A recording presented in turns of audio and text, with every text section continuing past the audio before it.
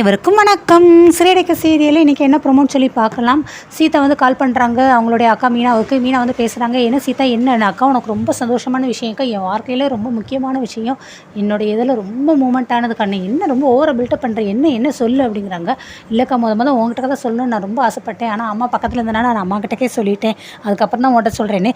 சரி பில்டப்பாக ரொம்ப ஓவராக இருக்கும் போது என்னன்னு சொல்லு அக்கா, நான் வந்து எக்ஸாம் எழுதியிருந்தேன் அதில் நான் பாஸ் ஆகிட்டேன்க்கா, அது ஃபஸ்ட் கிளாஸில் பாஸ் ஆகிருக்கேன்க்கா அப்படிங்கிறாங்க. இதுக்கெல்லாம் நீ தான் காரணம், நான் என்ன காரணம், நீ தான் படித்து கஷ்டப்பட்டு எழுதியிருக்க, நீ தான் எல்லாத்தையும் காரணம், ரொம்ப சந்தோஷமாக இருக்குது சீதானே. இல்லைக்கா எனக்காக தான் நீ உன் படிப்பே பாதிலே விட்டுட்டு அம்மா கூட உட்காந்து பூ கட்டிட்டு எங்களெல்லாம் படிக்க வச்ச, ஸோ நீ தான்க்கா ரொம்ப முக்கியமான காரணம் அப்படிங்கிறாங்க. அடுத்து பேசிகிட்டு இருக்கும்போதே அவங்க அழுதுறாங்க, இதெல்லாம் பொன்னியம்மனுடைய செயல் தான், அம்மனுடைய அருளால் தான் நீ எல்லாமே படிச்சிருக்க அப்படின்னு சொல்லி பேசிகிட்டு இருக்காங்க. முத்து வராரு. முத்து வந்துட்டு என்ன மீனா என்ன அழுகிற அப்படிங்கிறாங்க.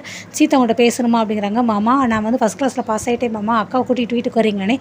நம்ம குடும்பத்திலே நீ தான் முத டிகிரி வாங்கியிருக்க, எங்களுக்கு ரொம்ப சந்தோஷம், அதுக்கு என்ன சீதா கண்டிப்பாக அவனை கூட்டிகிட்டு வரேன் பாரு, நான் மாலை மரியாதையோடு உன்னை கூட்டிகிட்டு வந்து உன்னை பார்க்க வரேன் பாரு அப்படிங்கிறாங்க.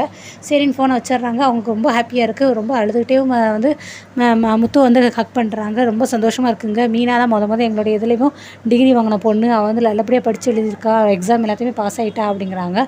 சரி வாங்க போகலாம், நம்ம போய் பார்க்கலாம் அப்படிங்கிறாங்க. இல்லைங்க நம்ம வீட்டில் வந்து எல்லாருக்கிட்டே நல்ல விஷயத்தை சொல்லிடலாம் அப்படிங்கிறாங்க. நம்மளை உட்காந்துருக்காரு. என்னம்மா இவ்வளோ சந்தோஷமாக இருக்க, என்ன விஷயம் அப்படிங்கிறாங்க. மாமா என் தங்கச்சி ஃபோன் பண்ணா, அவன் வந்து எக்ஸாமில் ஃபஸ்ட் கிளாஸில் பாஸ் ஆகிட்டாலாம், எங்கள் வீட்டில் என்ன ஒரு நல்ல நிகழ்ச்சி நடந்தாலும் அதில் சந்தோஷப்படுற முதல்ல நீங்கள் தான் மாமா, அதனால தான் உங்ககிட்ட சொல்லிக்கிட்டு இருக்கோம் அப்படிங்கிறாங்க. இப்படியா ரொம்ப சந்தோஷமா அப்படின்னு பேசிகிட்டே இருக்கும்போது விஜயா வராங்க. வா விஜயா, நீ நல்ல நேரத்துக்கு தான் வந்திருக்க, சீதா வந்து பாஸ் ஆகிருக்கானா ஃபஸ்ட் கிளாஸில். சீதாவா, அது யாருன்னு? உனக்கு எத்தனை சீதா தெரியும், உனக்கு தெரிஞ்சு ஒரே ஒரு சீதா தான், அதுவும் முத்துவோட மீனாவோட தங்கச்சி தானே அப்படிங்கிறாங்க. அவளால் பாஸ் ஆயிருந்தானே, அதுக்கு நான் என்ன பண்ணட்டும், இப்போலாம் எல்லாருமே பாஸ் ஆகி எல்லாருமே டிகிரி வாங்குறாங்க, இது ஒரு பெரிய விஷயமா அப்படிங்கிறாங்க. இல்லை அவள் வந்து இந்த மாதிரி எங்கள் வீட்டில் குடும்பத்தில் முத வாங்கியிருக்கானே, இப்போ எல்லாருமே தான் வாங்க ஆரம்பிக்கிறாங்க, முத வாங்கினா என்ன கடைசியாக வாங்கினா என்னன்னு, அதான் உனக்கு நல்ல செய்தி சொன்னால் எதுவுமே பொறுக்காதே அப்படிங்கிறாங்க. ஆனால் முத்து வந்துட்டு இருந்தாங்க தண்ணி குடிங்கன்னு. நான் தண்ணி கேட்கலையேடா அப்படிங்கிறாங்க. இல்லை உங்களுக்கு வயிறு எரியுது, அதுதான் தண்ணி ஊற்றி அணைக்க சொல்கிறேன் அப்படிங்கிறாங்க.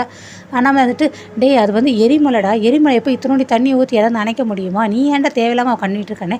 அதே நப்பாடனே என்னங்க நீங்கள் இவங்க கூட சேர்ந்து பரவாயில்ல எனக்கு கிண்டல் பண்ண ஆரம்பிச்சிட்டிங்கன்னு. ஆமாம் ஏதோ ஒரு சந்தோஷமான செய்தி செய்யும்போது நீ என்ன மாதிரி ரியாக்ட் பண்ணுற அப்படின்னு சொல்லி சொல்லிட்டு இருக்காங்க. ஆனால் முத்து மனோஜ் ரோஹிணி வர்றாங்க. இப்போலாம் பாசெல்லாம் ரொம்ப சகஜம் தானே, பார்த்துக்கூட பார்லர் அம்மாக்கெலாம் இதெல்லாம் தெரிஞ்சிருக்கு அப்படிங்கிறாங்க. நான் கூட 4-5 டிகிரி வாங்கியிருக்கேன், நான் எப்படி அதுன்னு என்ன. நீ படித்த ரகம் வேறு, அப்பா கேட்குற பென்சிலு பேனா நோட்டு புக்கு எல்லாமே அப்பாவோட உழைப்பில் தான் உனக்கு வாங்கி கொடுத்துட்டாங்க, உனக்குன்னு தனி ரூமு படிக்கிறதுக்கு எல்லா வசதி எல்லாமே இருந்துச்சு. ஆனால் அந்த பிள்ளை அப்படியா காலேஜுக்கு போயிட்டு வந்து அவங்க அம்மா கூட உட்காந்து பூ கட்டிச்சு, அந்த பிள்ளைக்கு வேணுங்கிற அத்தியாவசிய தேவையை கூட அந்த பிள்ளைக்கு எதுவுமே கிடைக்காது. அவங்களுடைய அம்மா அப்பா அக்கா எல்லோரும் உட்காந்து அவளுடைய உழைப்பில் தான் அந்த பிள்ளை படிச்சிருக்கு, ஸோ அந்த பிள்ளைக்கு படிப்புன நேரமும் தெரியும்டா அப்படிங்கிறாங்க. ஆமாம்மா அப்படியே படிச்சுட்டோம் 4 நாள் கரெக்டாக முத்து அவர் பேசிக்கிட்டு இருக்கும்போது ரவி ஸ்ருதி வராங்க. என்ன விஷயம் அப்படிங்கும்போது இந்த மாதிரி சீதா ஃபஸ்ட் கிளாஸில் பாஸ் ஆகிட்டா. அப்படியே ஐயோ ரொம்ப சந்தோஷம், கங்க்ராட் சொல்லிடுங்க நின்று, நம்மளே கால் பண்ணி சொல்லிடலாம்ப்பா அப்படின்னு சொல்கிறாங்க. அப்படியே சரி நம்ம பேசிடுவோன்ட்டு அவங்க கால் பண்ணி பேசி முடிச்சிடுறாங்க. பரவாயில்லையே எல்லாம் பாஸ் ஆகிட்டாலே கண்டிப்பாக அவளுக்கு நல்ல எதிர்காலம் இருக்குது அப்படின்னு சொல்லி ரவியும் சப்போர்ட்டாக பேசுகிறாங்க. ஆனால் வந்து ஸ்ருதி சொல்கிறாங்க, இன்றைக்கி வந்து நீ வந்து பிரியாணி செஞ்சு வைப்பா, பிரியாணி செஞ்சுட்டு மீனாக்கா நீங்கள் எதுவும் செய்ய வேண்டாம், அவளுக்கு நம்ம ட்ரீட் கொடுப்போம், நம்ம வீட்டு பொண்ணு தானே அவளும் அப்படிங்கிறாங்க.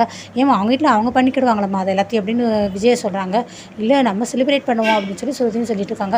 சரி நாங்கள் வீட்டுக்கு போயிட்டு வரோம் அப்படின்ட்டு இவங்க எல்லாம் கிளம்பிடுறாங்க. ஆமாம் அண்ணியா அவங்க கூட இந்த மாதிரி நேரத்தில் பக்கத்தில் இருக்கணும் அப்படின்னு சொல்லி இவங்க சந்தோஷப்படுறாங்க. ஃபோன் போடுறாங்க, கோயிலுக்கு வா அப்படிங்கிறாங்க. சரி இந்த வந்து 2 மீனாவும் முத்துவும் கிளம்பிடுறாங்க. நெக்ஸ்ட் அதுக்கடுத்து கோயிலை கட்டுறாங்க. உங்கள் குடும்பத்துலேயே அந்த பொண்ணு நல்லா கஷ்டப்பட்டு குடும்பத்தோட அருமை பெருமை எல்லாம் தெரிஞ்சு நல்லா பாஸ் ஆகி நல்லா மார்க் எடுத்திருக்கா, நீ கண்டிப்பாக நல்லா வருவோமா அப்படின்னு சொல்லி அவளை ஆசீர்வாதம் பண்ணுறாங்க. அதுக்கடுத்து அவளை வந்து இதெல்லாம் உங்கள் அப்பா பார்த்துருந்தா நல்லா இருந்திருப்பாங்க, அவங்க சந்தோஷப்படுவாங்கன்னு சொல்லி மீனோட அம்மா பேசுகிறாங்க. இதெல்லாம் கேட்டு அவளுக்கும் கண் கலங்குது. இப்போ எதுக்கு கலங்கிட்டு இருக்கவா, ஃபோட்டோ எடுக்கலாம் அப்படின்ட்டு பக்கத்தில் அவங்களுடைய தம்பி இருக்கேன், அவனும் ஃபோட்டோ எடுக்க சொல்கிறான்.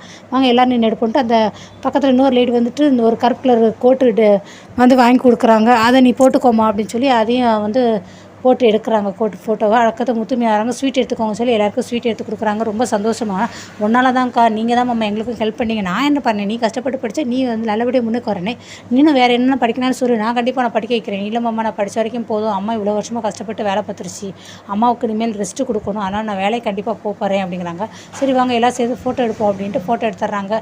மாப்பிள்ளை என் பொண்ணு இந்த மாதிரி நல்லா படித்தா அதுக்கு நீங்களும் ஒரு காரணம் தான் அப்படிங்கிறாங்க.